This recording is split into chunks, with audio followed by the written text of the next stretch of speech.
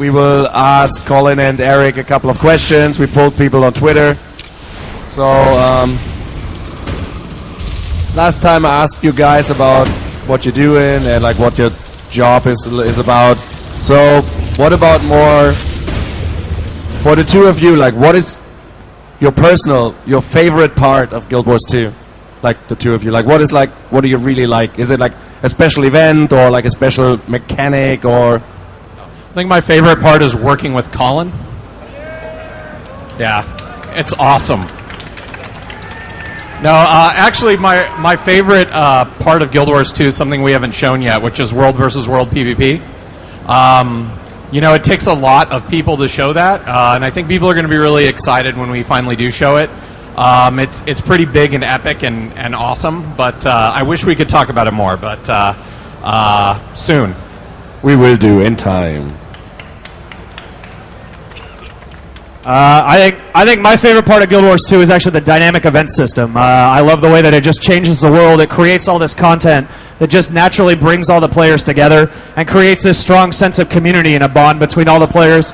I think that's what an MMO is all about. You know, we're putting millions of people in a game together. We should create content that makes them want to play together and rewards them for doing that and actually makes them feel like they're part of a community. And I think that's what that system does.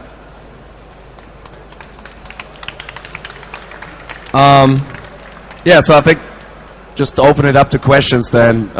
User P-Block on Twitter asked, what is the advantage of crafting? Will crafted items be better or different than looted items? So crafted items will not be better. One of the things we want to try to do is have multiple reward structures. So crafting goes along with exploring in the world, and we want crafters to be able to make really cool items. There will be items that have kind of unique appearance that you can craft, but we generally want the items from the different types of rewards to be fairly equivalent to each other. Got anything to add to that? I think we should have this guy get up for just a second to show off this sweet shirt. Do you want to come up here real quick? Here, turn around. Give it up for this shirt. Yeah! That is awesome. Thanks, man. Thanks for coming.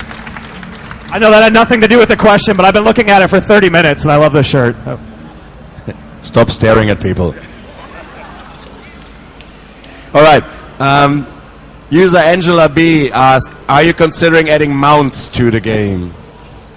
So there will not be mounts in Guild Wars 2 on the initial release of the game. Yep, that's the answer. I think they missed the second part. On the initial release of the game, there will not be mounts in Guild Wars 2. So, okay.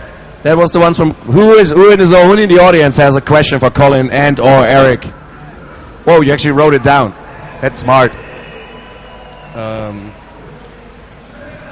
So, this is from Obozi on behalf of all the role players that we will have. Have you put walking in the game? Yeah, so I don't think it's actually enabled here, but walking will be in the game. It'll be just a modifier key that you hold down and you'll walk. We promise.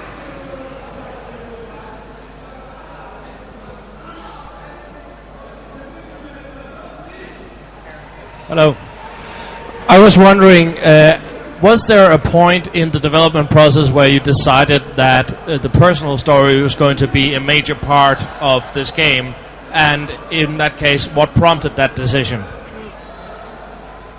Yeah, I think that was something we decided really early on.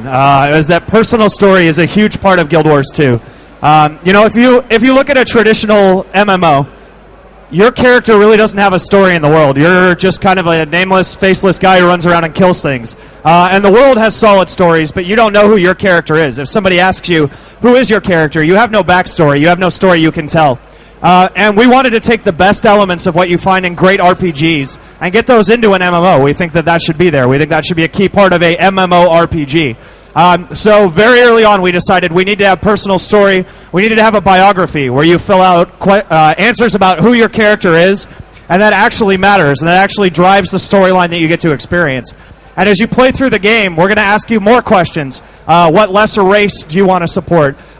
What order do you want to join? We ask those questions, and that continues to branch your story and change it so that you know by the end of the game exactly who your character is. And if your friend asks you, who is your character, you can answer that question, and you can tell them this story about all these great experiences you had over 80 levels of the game.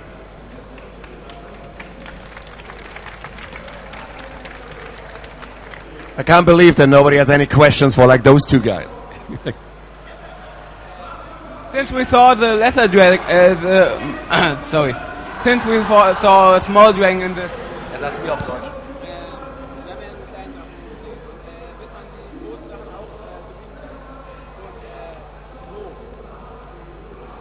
So, basically you said this is one of our small dragons.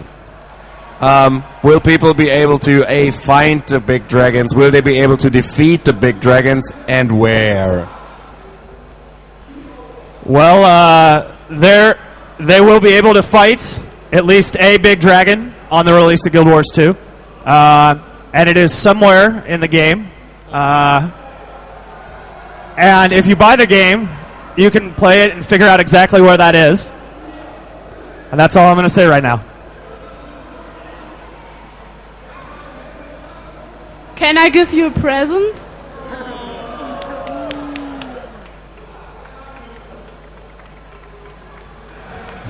Hi. First, I love you all. Thank you. I love you all.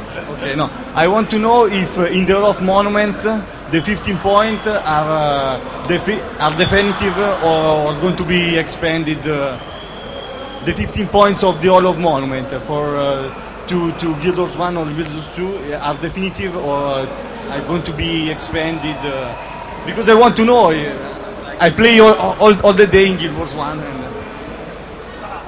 Yeah, I think he wants to know if the current number we have, like the 50 out of 50 points, if this is like, this will be it, or will we add more stuff in Guild Wars 1 to the Hall of Monuments so that people can get more points towards Guild Wars 2? We don't have any plans to expand the Hall of Monuments. The Hall of Monuments was meant primarily as a reward for players of the first 3 games. And so we're not interested in making it a constant thing that people are going to have to. You make in that storyline affect your character and your home instance permanently. Decisions you make in dynamic events are persistent in the world until something comes along to change the world again in a different direction. So they are never permanent, they are persistent. So, for example, we always like to talk about centaurs taking over towns in a dynamic event. I know you guys all love that one. So if an army of centaurs marches in and takes over a town, a new event kicks off to liberate that town from the centaurs. Now, that change will persist. It will stay until players come along and free the town from the centaurs. So that could last for, 20 minutes. It could last for a day. It could last for 6 months if no players band together and go save that town. So it lasts as long as the players allow it to last and until they choose to get involved. I hope that answers that question. So you, and then we have to finish up, unfortunately.